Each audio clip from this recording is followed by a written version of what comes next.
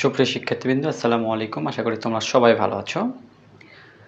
আজকের ক্লাসে আমি আলোচনা করব অক্টাল থেকে হেক্সাডেসিমেলের রূপান্তর আলোচনা করব। এর আগে একটা কথা বলি, তোমরা এখনো পর্যন্ত যারা আমার চ্যানেলটি সাবস্ক্রাইব করোনি দয়া করে সাবস্ক্রাইব করবা, আর বেশি বেশি করে কমেন্ট করবা, লাইক শেয়ার তো অবশ্যই করবা।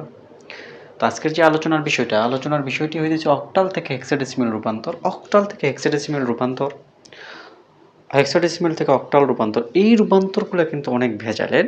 যদি তুমি না বোঝো তাহলে কিন্তু অনেক মুশকিল। যদি তুমি না বোঝো অনেক কিন্তু সমস্যা। এটা কিন্তু বুঝার বিষয় আছে, এটা অনেক বুঝার আছে। দেখো তোমরা বুঝার চেষ্টা করবা, ঠিক আছে? আর অক্টাল থেকে হেক্সাডেসিমেল করতে গেলে একটা জিনিস তোমাকে সবসময় ভাবতে হবে, অক্টালের কিন্তু আমরা 3 বিট। অক্টালের কত বিট? অক্টাল কিন্তু আমার 3 বিটের, ঠিক আছে? অক্টাল কিন্তু আমার 8 বিটের। কিন্তু এটাকে যখন আমি এটা থেকে যখন বাইনারি করব, বাইনারি করব, তখন এই বাইনারি থেকে কিন্তু আমাকে হেক্সাডেসিমেলটা করতে হবে। অক্টাল থেকে হেক্সাডেসিমেল করার সময় একটা সূত্র আমি বলে দিই। প্রথমে এটাকে অক্টাল করবা, প্রথমে এটাকে কি করতে হবে? অক্টাল করতে হবে। এরপরে এটাকে বাইনারি করতে হবে। কি করতে হবে? এরপর এটাকে বাইনারি করতে হবে।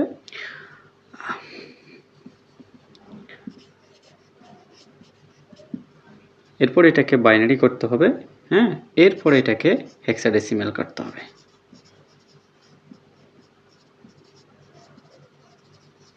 ডেসিমাল করতে হবে।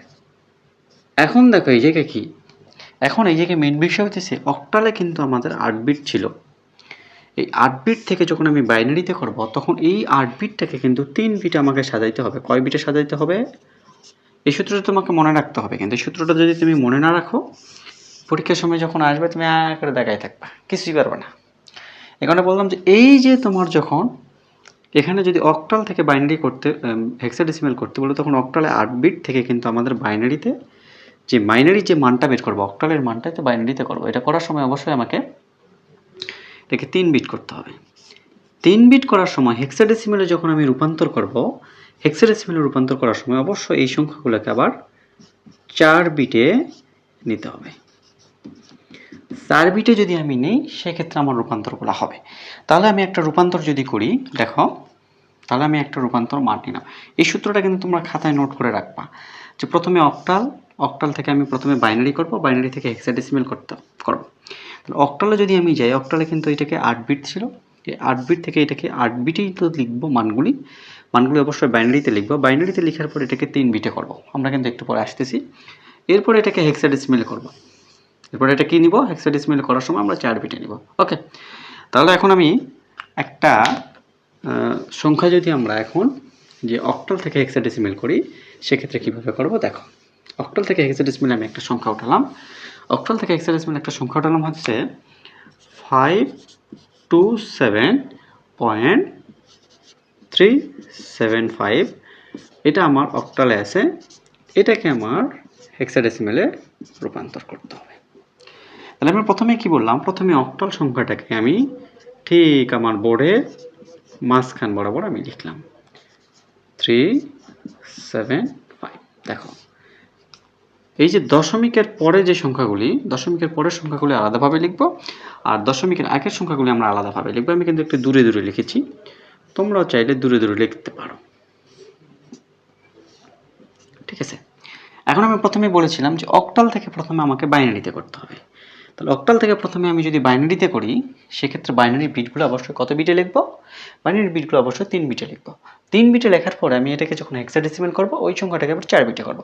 দেখো 5 এটা হচ্ছে কি, 5 এটা সাধারণত অক্টালে আছে, এটাকে আমি কিসে করব?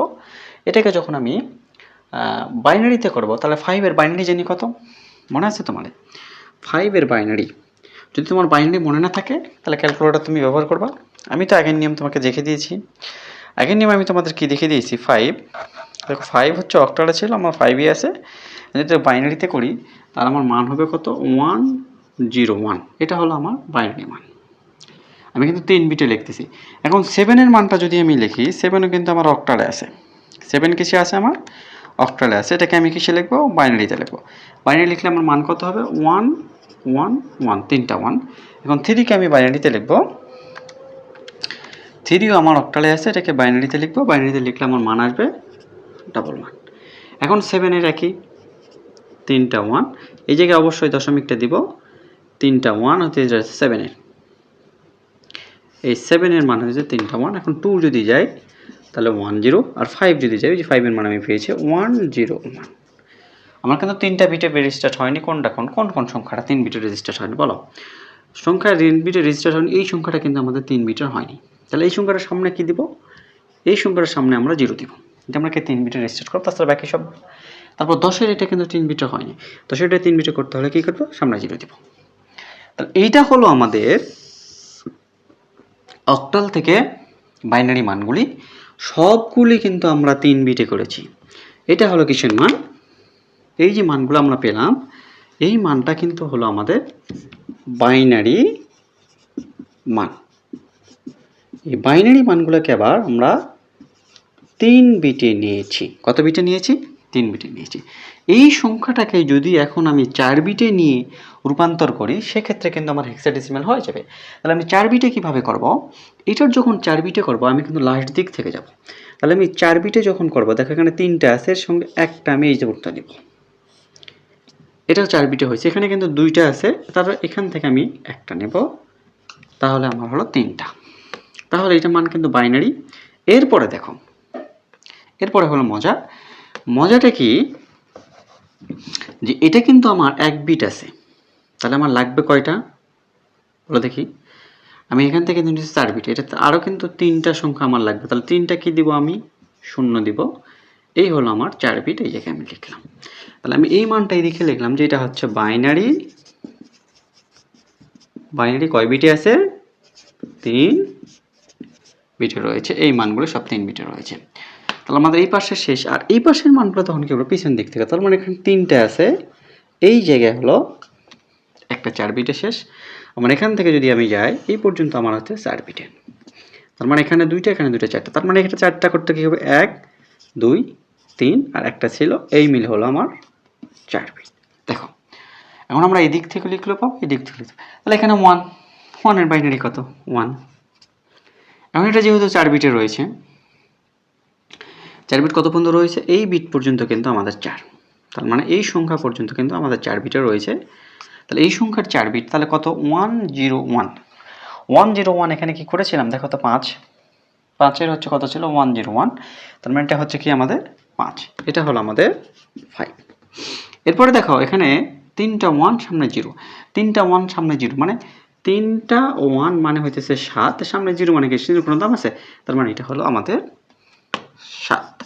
এরপরে এই জায়গায় সুন্দর করে আমরা দশমিক দিয়ে দেব। দশমিক দেওয়ার পর এখানে আমি দেখব যে 1 1, এখানে 3টা 1 রয়েছে। এই 3টা 1 মানে আমি কি বলতে পারি? এখানে কিন্তু একইভাবে সামনে 0 আছে, 3টা 1, তাহলে আমি লিখতে পারি 7। এখন এইটা দেখো মজা কি?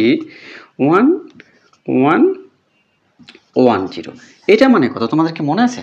এটা থেকে কিন্তু আমরা এখন হেক্সাডেসিমাল করতেছি। এটা কিন্তু যা করতেছি এখন 4 বিটে করার পর যে মানগুলো আমি লিখতেছি, এগুলো কিন্তু সব হেক্সাডেসিমালে। যে নিচের যে হেক্সাডেসিমাল, নিচের মানগুলো যে আমি লিখতেছি, এটা কিন্তু সব হেক্সাডেসিমাল আমরা, ঠিক আছে? এই মানগুলো আমরা কিন্তু হেক্সাডেসিমালে লিখতেছি। হেক্সাডেসিমালে হচ্ছে এখন 3টা 1 0, এটার হচ্ছে হেক্সাডেসিমাল কত হবে? দেখো যদি তোমার মনে না থাকে, প্রথমে ক্যালকুলেটর নিয়ে ওই বাইনারি মোডে যাবা, লেখা হচ্ছে 3টা 1, এরপর হলো 0। এটা যেহেতু বাইনারিতে আছে, এটাকে হেক্সাতে চাপ দেবা শুধু। হেক্সাতে চাপ দিলে আসবে শুধু ই, দেখছো? এটা হলো ই। তার মানে এটা সমান আমরা কি লিখতে পারি? এটা সমান আমি ই জানি, আর 1 3টা 0, তার মানে হচ্ছে এটার মান মানে হচ্ছে 8। এটা মানে কত হয়েছে? 8। তাহলে কি বললাম? তাহলে কিন্তু আমাদের ফলাফল চলে এসেছে। তাহলে প্রথমে অক্টাল থেকে আমরা বাইনারিতে রূপান্তর করব, করার পর অবশ্যই এটাকে 3 বিট রেজিস্টার করব, সবগুলোকে 3 বিটে করব। করার পর এটাকে আবার 4 বিটে আমি নিচে দাগ দেবো। 4 বিটে দাগ দেওয়ার পর আমরা সংখ্যাগুলি সবগুলি লিখব। লেখার পর আমাদের এখন অ্যান্সার কত আসবে দেখো, 527.375। এটা হলো কি আমাদের, এটা ছিল আপনার অক্টাল। এটা থেকে আমরা হেক্সাডেসিমাল মান কি পেলাম? হেক্সাডেসিমাল মান পেলাম 157.788। এটা হলো 16। এখন তুমি বলতে পারো এতগুলোর মধ্যে আমি লিখলাম কেন?